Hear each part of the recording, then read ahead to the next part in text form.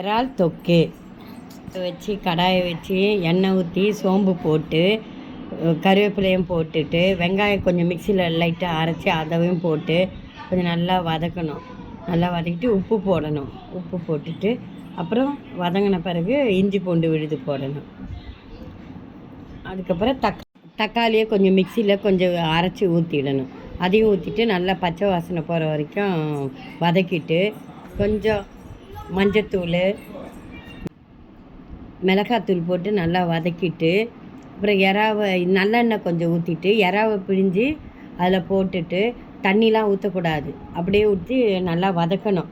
தண்ணி ஊற்றாமே சிம்மிலேயே வதக்கிட்டு மூடி வச்சிடணும். எறாவிலே தண்ணி விடும், அதுலேயே வெந்துடும். நீங்கள் தண்ணிலாம் ஊற்ற வேண்டாம். அப்படியே சிம்மிலேயே வச்சு மூடி வச்சுருங்க. அப்புறம் எடுத்தால் நல்லா எறா தொக்கு ரெடி ஆகிடுச்சு. இட்லி, தோசை, சோறு, சப்பாத்தி எல்லாத்துக்கும் சாப்பிடலாம். கொஞ்சம் புளி தண்ணியை ஊற்றி கொஞ்சம் பரட்டி எடுங்க. அதுதான் சீக்ரெட்டு. டேஸ்ட்டாக இருக்கும். எப்படி இருக்குது?